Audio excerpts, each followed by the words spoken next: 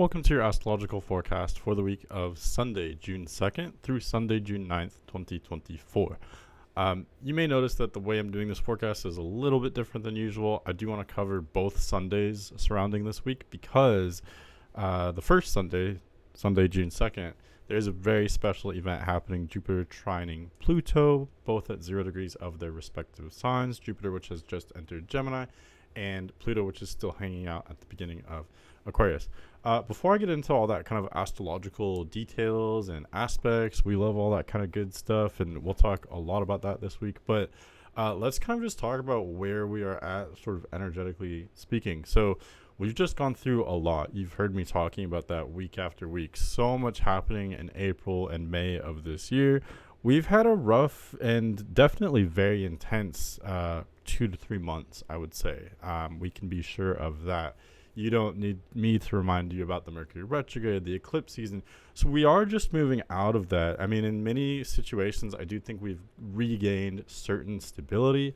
A lot was really pushed through that began in a really powerful and intense way with this year's Aries season, maybe even more so than usual for that time of year. And now, we've gone through Taurus, we've stabilized a little bit, hopefully. And now we're kind of branching out in Gemini season as well. So we have regained some stability in many of our lives and even around the world in certain areas. However, at the same time, there are still murmurings of excitement and activity. Not only the excitement that's just happened, but we can all sense there's more excitement. I don't know if excitement is the best word. There's more activity, more intensity that's just around the corner. We can feel it building up. So although this may be a relatively peaceful time astrologically, I mean, it's all relative. This is a short kind of intermission, let's just say. And I'm wanting to be very careful with my wording because I know that even now there is still a lot of intensity around. It's in the air. It's in everything. But yeah, let's talk about what's going on astrologically. So on the short-term level, you can see that this whole we had such a big grouping of planets in Aries and then kind of in Taurus as well. Now that grouping is starting to branch out a little bit. It's starting to seep into Gemini. We are going to see a huge grouping in Gemini, though, this week. We've got not only Sun, Venus, Jupiter, and soon to be Mercury. Mercury's entering Gemini this week as well, so that will be 4 planets in Gemini. Yes, I know for the non-astrologers out there, technically Sun is not a planet, or whatever you want to call it. I'm going to call it a planet. Excuse me. But Sun, so 4 planets in Gemini this week. Also, we're going to have a new moon in Gemini. So between, let's just say, like very late Tuesday going all the way to Friday, we're going to have 5 planets in Gemini this week. I think that's the biggest kind of highlight, the biggest kind of line for this week. Where is Gemini in your chart? Because that's where there's a lot of activity. There's a lot of new beginnings. Is that in your 10th house of career? That's where there's going to be a lot of activity, abundance, enjoyment, and new beginnings for you. Is it, are you Gemini rising? Because that's where, you are going to be in the spotlight. You're going to be beginning things and experiencing that abundance for yourself. Is it in your 7th house of relationships, etc.? Where is that at? That's where Gemini is definitely the focus for this week for sure. Huge intensity in Gemini. So that's kind of what's going on a short-term level. When it comes to a long-term level, I actually wanted to link a video that I've done. It was actually the first video I ever posted in January of 2020. And the reason why it's relevant now is because we're entering some very interesting times. I really see the beginning of this phase starting halfway through next year, but we're already seeing the beginnings of it now. And what I'm talking about is this transition from yin to yang, the transition from these really heavy, earth and water outer planets that dominated much of the 2010s. Really you could talk about this period from Pluto entered Capricorn in 2008.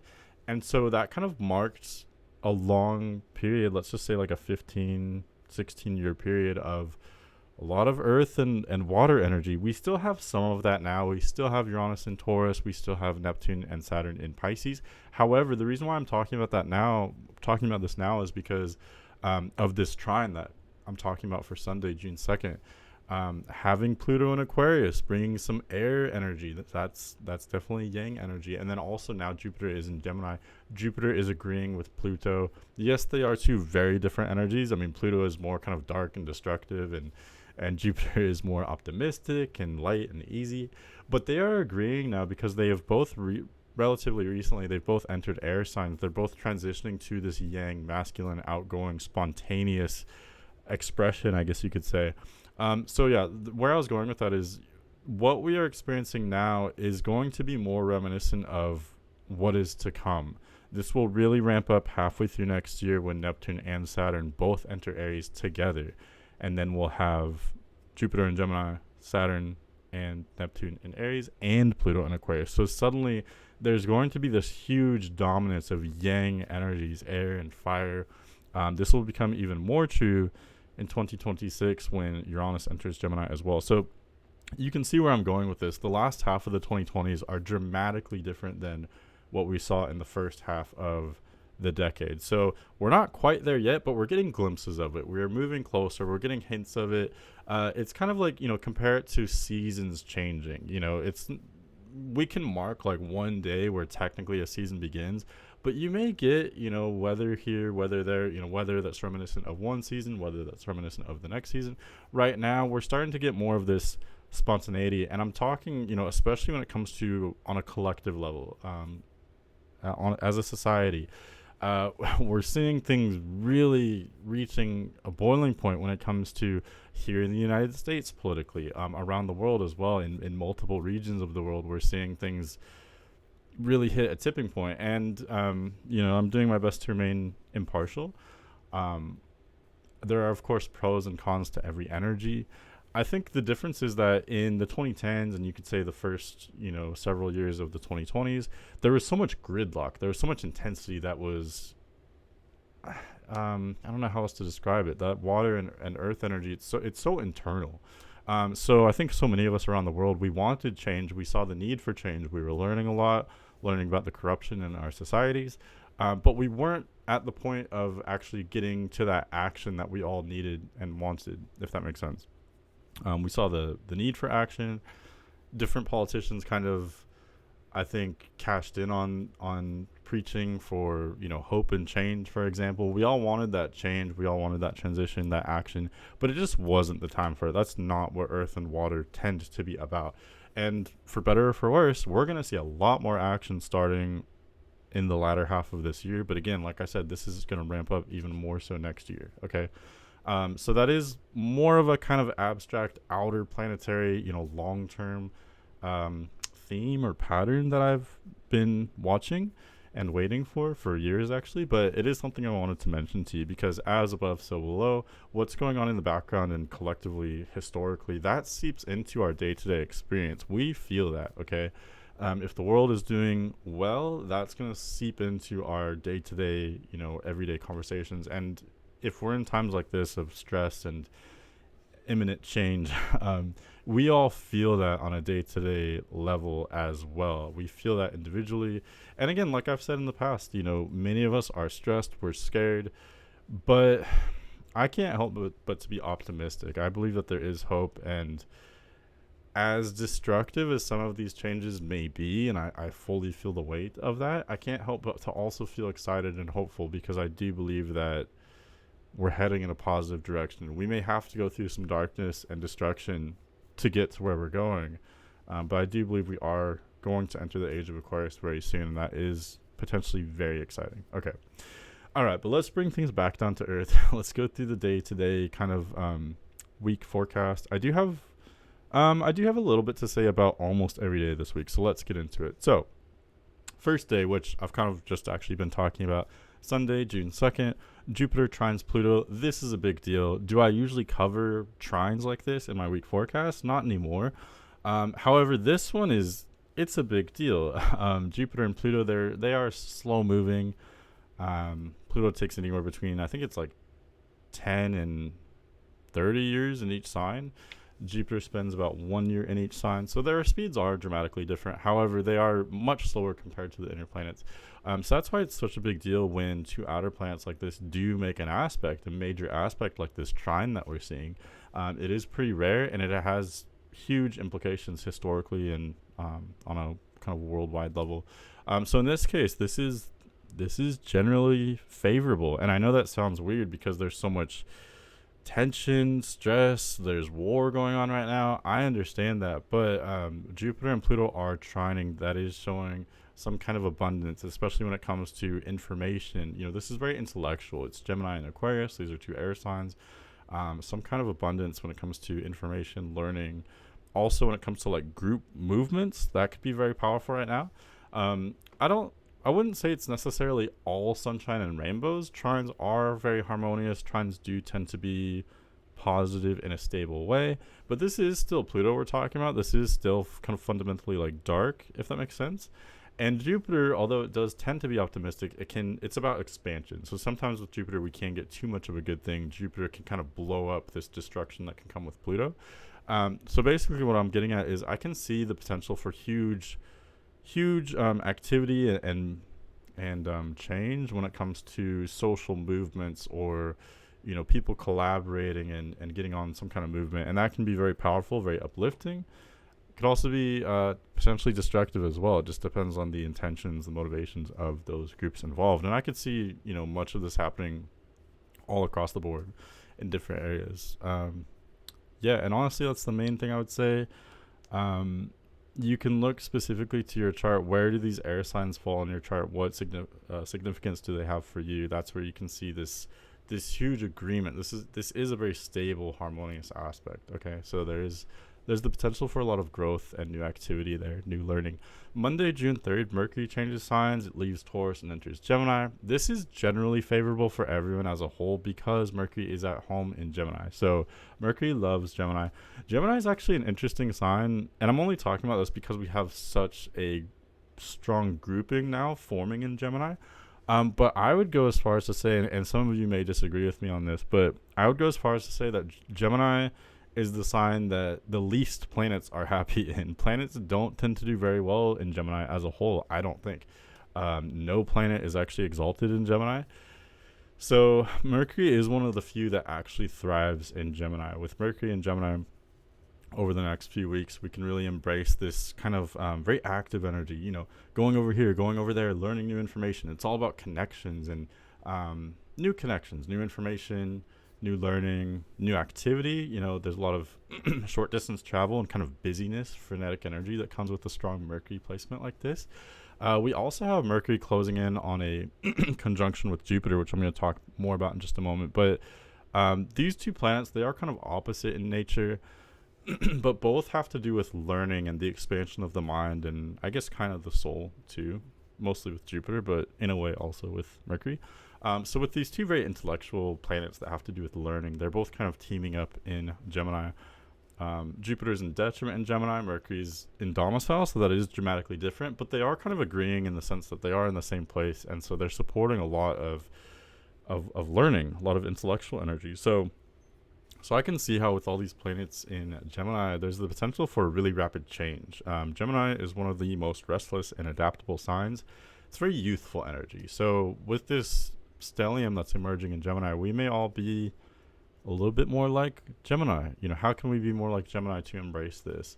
Because really that's where the abundance is. And I've talked about this recently as well with Sun, Venus, and Jupiter in particular in Gemini. These are the three major benefics. These are the three placements, planets in astrology, which have the most to do with luck, good fortune, abundance, pleasure. These are the three easiest planets to work with. So considering that they're all in Gemini, there's so much good luck, good fortune, abundance being showered on Gemini right now. Mercury in Gemini just adds more of an intellectual focus there as well. So again, where does Gemini fall in your charts? We all have Gemini somewhere. We all have every sign in our charts somewhere. It means something for you. That's an area to pay attention to, not just for general activity and new beginnings, but also this abundance and learning as well.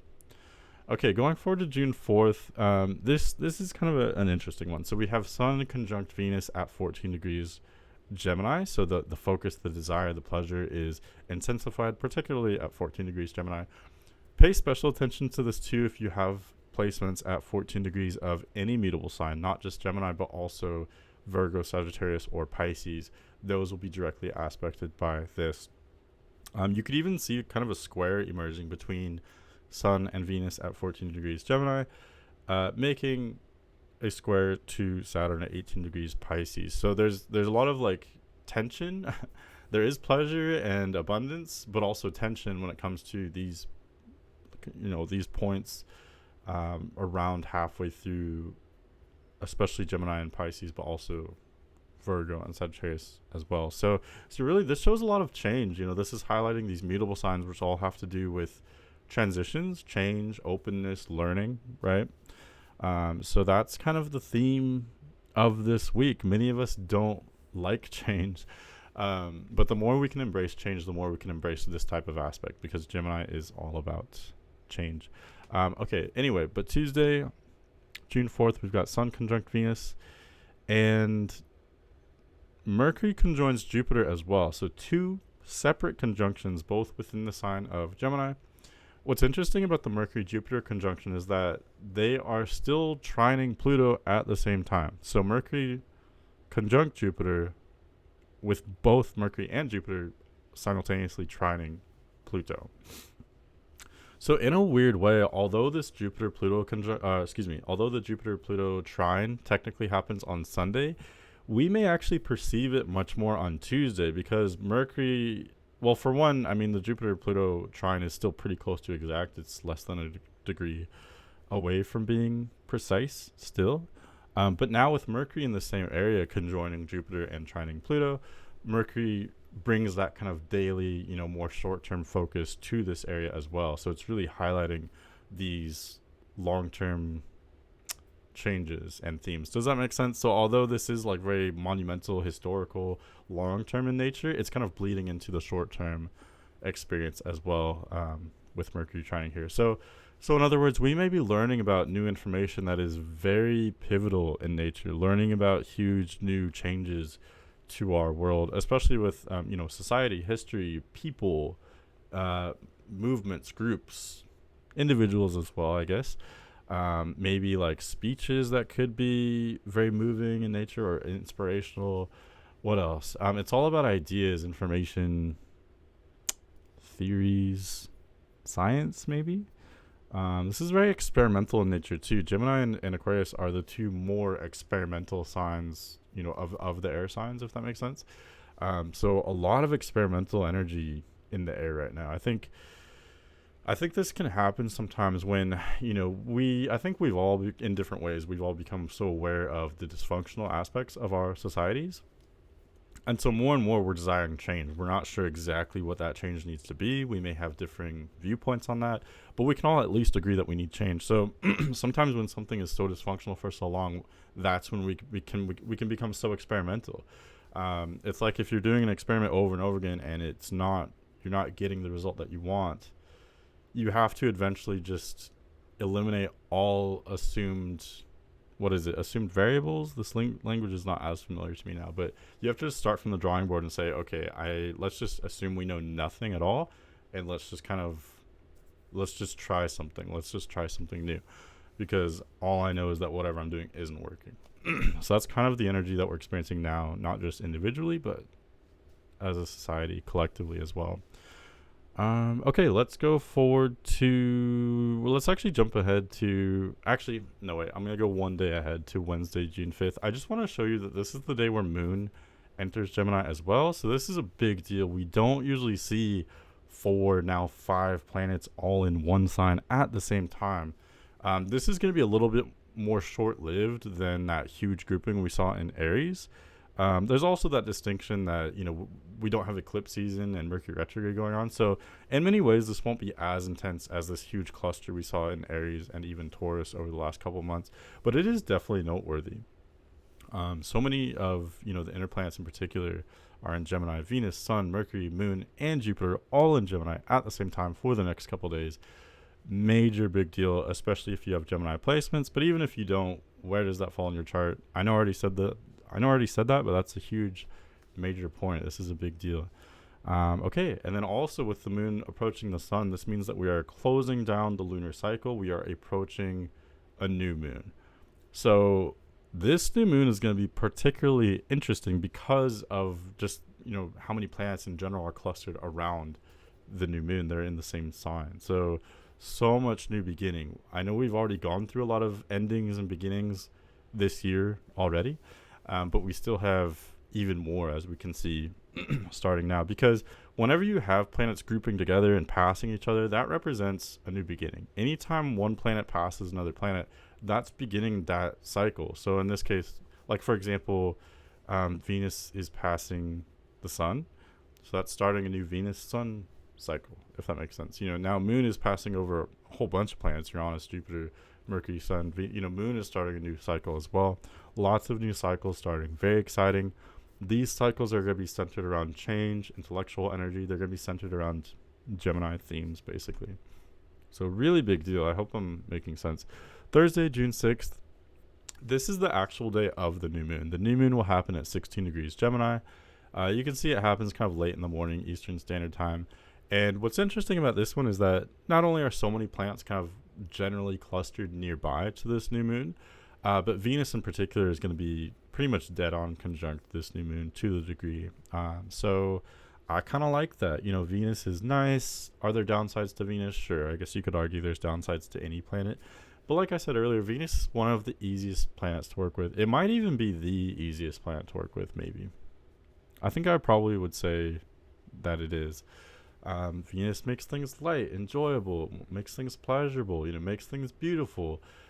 So with this new moon conjunct Venus in Gemini, we're really enjoying, whatever is new, whatever is novel. Let's experiment. Let's play around. Let's not take things too seriously. Let's have fun. I think there's usually kind of a sense of humor too, not just with Gemini, but with Venus as well.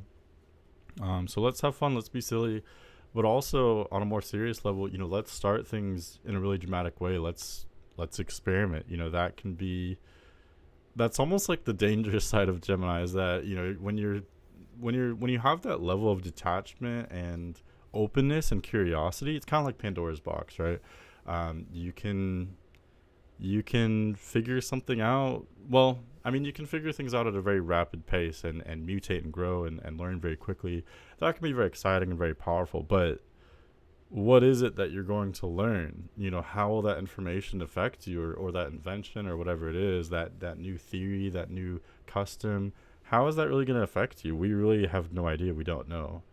There's a lot of mystery, I think, that comes from that curiosity, or goes hand in hand with the curiosity that comes with Gemini placements. So very exciting stuff, but also kind of scary if you think about it that way. Gemini, maybe that's kind of the scary side of Gemini. I don't know. But also just, this is literally dark. It is a new moon. So there is something very powerful that's beginning right now, and it's powerful not in the sense of being like this huge giant that like controls everything.